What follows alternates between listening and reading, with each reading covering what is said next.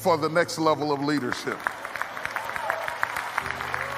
If you don't let it break you, if you don't let it destroy you, if you don't wimp out and let it beat you down, if you just master the situation, refuse to be intimidated, and learn how to manage the stress on the next level, then doors swing open.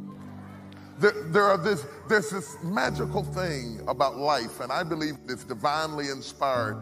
You know how you go to the grocery store and you stand at a certain spot, you haven't even gotten to the door yet, but when you get in close proximity, the doors just start opening. When you can stand on a level of life where you're dealing with opposition and pressure and turmoil and take a licking and keep on ticking, and it might have stressed you out. You might have felt the pressure. You might have felt like breaking, but you didn't break. Doors just start opening up for you to go to the next level. I'm going to talk more about this in a minute, because when I start talking about dealing with conflict, all of the conflict is not external conflict. Some of it is internal conflict. Because when you come from back there and you start moving up further and further and further, and every step you take takes you to a different level of life and living, sometimes your life is moving faster than your mentality. You can have the desk you dreamed about, the position you wanted, the ministry you wanted, the opportunity you wanted, and everything moved up except your perception of yourself. Are you following what I'm saying to you? And we're going to share some things that I believe will prepare you for the next move. And I want you to understand something, that when God begins to move you along in life, it's not an elevator, it's a step-by-step process.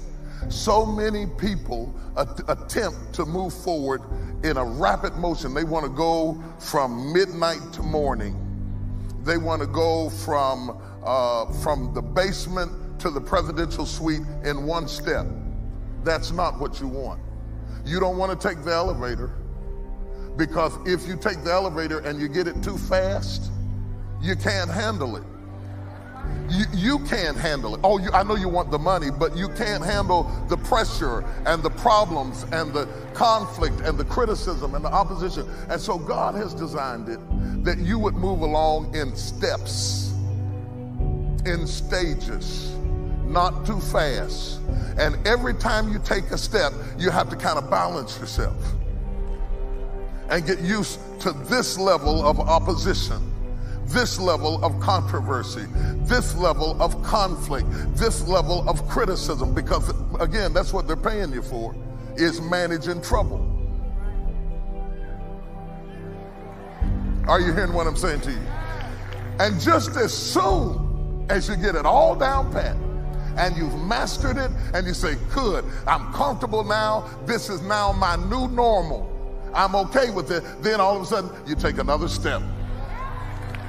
You're back in a situation where you're learning again, and you're being hit in places you never expected to be hit before, and you're dealing with life on another level. And that happens whether you're in a corporation, whether you're in a church, or whether you're a family and you just had another child. Every time you have a child, new conflict, new problems, new things to deal with, more to manage, more to handle. You just got used to having one, you come back from the doctor, now you're getting ready to have two. Everything's got to shift, everything's got to move. Everything you learned about the first child doesn't work on the second child.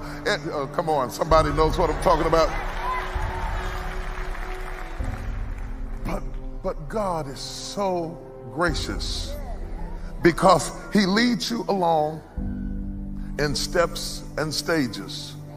And periodically, he will stop the process, allow you to evaluate where you are, to better understand where you are, and put you in a position that you can deal with your heart and mind and emotions that may still be back there where you started. And people are jealous of you and envious of you and fighting you, and they don't understand that you still perceive yourself as if you were where you started, but the steps of the Lord are leading you higher and higher and further and further and further than you've ever been before. Touch somebody and say, take another step. There's another step waiting for you. There's another dimension of life, another dimension of leadership, another dimension of problems, another dimension of conflict, another dimension of faith and finances and family and all of that. Being afraid that you will reach your goal, but some disaster may result. These are mixed emotions. I want it, but I don't want all the stuff that comes with it.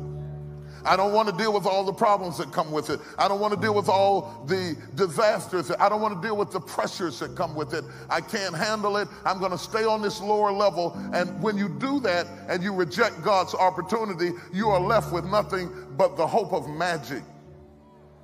Magic is when I'm just going to stay down here where it's comfortable, but some kind of magical way I'm believing that I'm going to get a blessing up here while I'm staying down here. You can't do it. It's like believing God that you're going to get pregnant and not gain weight.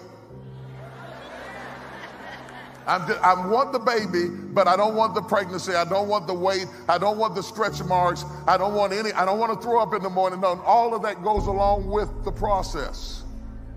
And if you will allow anyone, anything, any voice on the inside to talk you out of this moment, you will forfeit it and be stuck washing your nets when there's a great drought of fish waiting you if you have the courage to believe.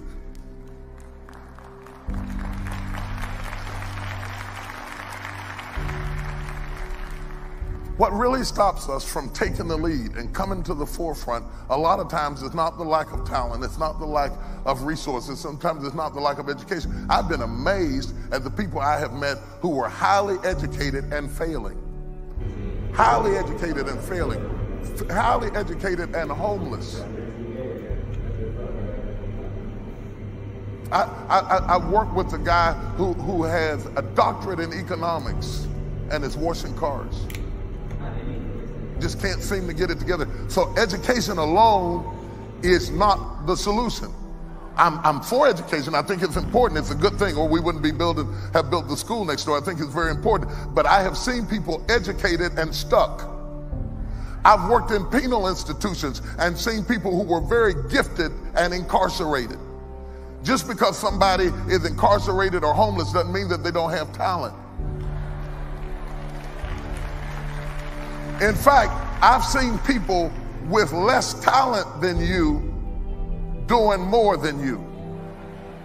And until you're willing to look that in the face and say, what am I doing to sabotage my own success of moving to the next level, you'll never get there. Until you walk, and this is what causes jealousy and envy. When you look and you meet other people who have less to work with than you, and yet they're in higher positions than you, you can either become jealous or bitter, or you can begin to challenge yourself to say, what is wrong with my belief systems that's stopping me from going to the next level in this area?